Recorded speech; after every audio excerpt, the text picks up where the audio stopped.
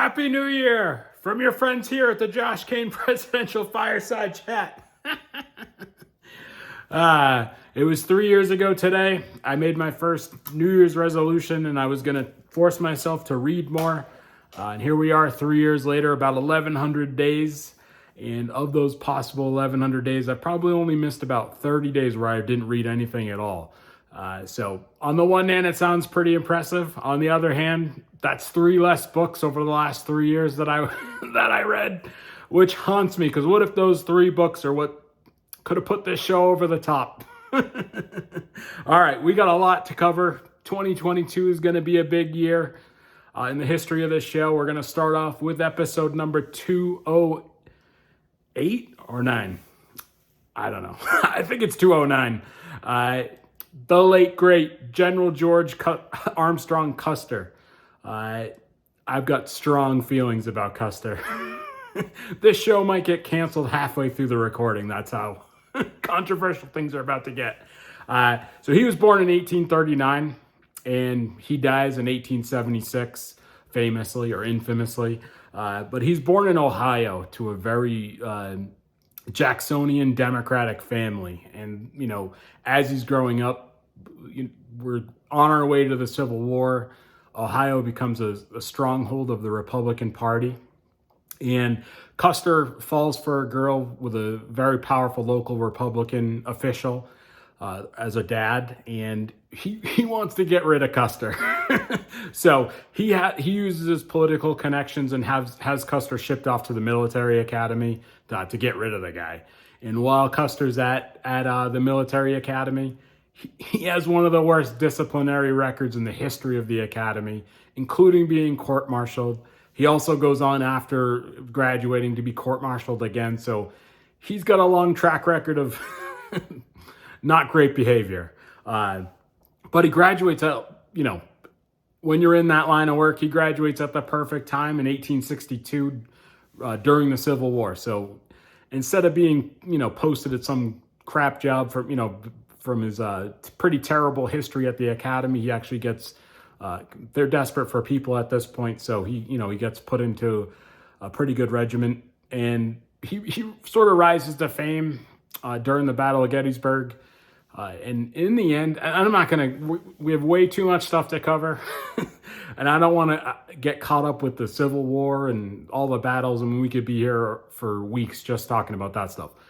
So at the end of the Civil War, he's basically one of the most famous people to come out of the war on the Union side. I mean, you got Grant, Sherman. I mean, Custer may have been the third most famous person at the end of the Civil War. So after that, he's sort of in and out of the Army. He spends a lot of time in New York City, actually, which is kind of surprising. You think of, Custer as this Wild West guy, but he loved New York City. He loved going to Broadway shows. He gets caught up a lot. Allegedly, he wasn't a drinker, but he was a huge gambler. And he gets caught up in, a lot of get-rich-quick schemes in New York City. He's constantly in financial troubles. He's uses his name, Custer, because, he's pretty famous at this point. And, he's taken money from a lot of people. He owes a lot of people a lot of money. Things go bankrupt. Things don't go that well for him. So, again, I'm not going to be able to get the timeline exactly right because we got a lot to cover, but at some point, he actually has, in 1875, he ends up having a pretty public feud with President Grant. And I might have to rewatch season 1. I love Grant. The more I think about it, the more I keep reading about Grant and the Gilded Age. I know this is going to sound crazy, but I think I like Grant more than Lincoln. Nothing you can do to stop me at this point. So he gets in a public feud with Grant, and he basically ends up out west again, banished to fight the Indian Plains Wars. Again, he'd already been out there. He was out there when they discovered gold in the Black Hills. Grant's negotiating, trying to do the right. Grant was constantly trying to do the right thing, negotiating treaties with the Indians for the Black Hills. But the settlers just came and just took over the Black Hills, stole the land. So to change his fortunes, he he wants to win back public favor. He owes a lot of money. He's in debt. He's as he's heading out west, trying to capture Sitting Bull and Crazy Horse. He's basically gambling that he could change his whole future by taking them out. And he even has the idea that if he were to take them out before the Democratic National Convention of 1876, he may be nominated to be president. So there's our first shout out to the election of 1876. Custer really thought that if he had captured Sitting Bull in time before the convention, his name would have been put up there. He was only like 36 or 37 when he died, so it's not that crazy because you think about who becomes president. 4 or 5 more Civil War guys become president. So I guess on the one hand, it's not that crazy to think Custer could have been president of the United States. I don't know. He is not a good guy. On his way out chasing after Sitting Bull, he's, killing innocent women and children, the elderly. He's raping Indian women. I mean, he's desecrating Indian burial grounds. He is not a good guy.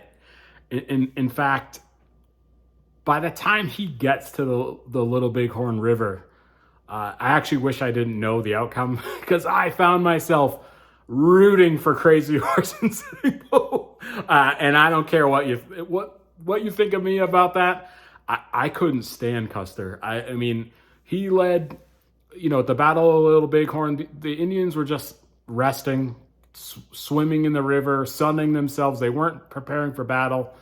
And Custer, in his arrogance and undisciplined life, risks himself, but also the 268 other men's lives, many who were mostly immigrants, many didn't speak much English, couldn't read or write, and they just led them to their deaths. I mean, Custer is not a good guy. I can't say enough about that. I was just not a fan. Not a fan of Custer, not even in the least.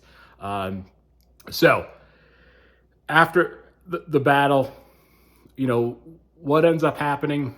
Crazy Horse eventually, about a year and a half later, he ends up settling on a reservation. At this point, the Indians really didn't have much of a chance. They had nothing really left. The American bison had been hunted to near extinction. Their food supply was gone. The people were coming into the Black Hills for the gold. They had been completely overrun. They had signed hundreds of treaties with us over the decades. We broke every last one of them. So eventually Crazy Horse does settle onto a reservation. And about a year and a half later, he's arrested. And while being arrested, he's murdered. It's like, oh my God.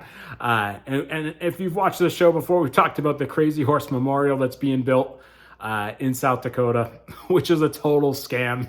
I feel bad because I've just felt terrible about Crazy Horse. And you do wish that they could build that thing, but they're just raking in money pretending they're making this huge statue or whatever in South Dakota. As for Sitting Bull, his fate's not that much better. After, again, at some point, he does settle onto a reservation. And he actually, and we're going to talk about this in a future episode, but Buffalo Bill has this, the Wild West show that he puts on, and it travels all over the country, into Europe. It serves as the basis of what people think about America and the Cowboy West, all of which is nonsense. It's all myth and legend. Almost none of it's true. But Sitting Bull was traveling, and he was one of the most, again, I keep saying most famous. He was definitely, there's probably a top 15 list, and Sitting Bull is on it. And at some point, what's called the ghost dance. And again, I'm not an Indian expert, although I'm playing one on this show. Sweeps the country. The Americans, start to get worried about what it all means. So eventually, Sitting Bull is in the process of being arrested, and he's murdered. Jeez. He didn't deserve it. He was maybe like 58 years old. Uh, just gunned down in 1890. So it's just sad times all around. And then as time goes by, we have the massacre at Wounded Knee. And again, that was mostly innocent women, children, elderly, unarmed, mostly Indians were just slaughtered. Nearly 300 killed, basically for no reason. But it was Custer's old regiment, so there were some people that were at the Battle of the Little Bighorn in a different part, but they just slaughtered these people for no reason. So it's just terrible. And you think about it, that wasn't that long ago. It was late 1890. In fact, the last soldier that died that was at the massacre at Wounded Knee died in the 1960s. So that means there's people within the sound of my voice that were alive at the same time a soldier from Wounded Knee was alive. So we're not that far away apart from that. The idea that there's some people now that are trying to discourage the teaching of American history is really upsetting to me. That quote from the tour guide at James Madison's house when he said, "American history is not a bedtime story." It certainly isn't. Obviously, fans of this show know the people that are using the critical race theory, that's just the latest incarnation of the Southern strategy. But you already knew that because you're paying attention to this show.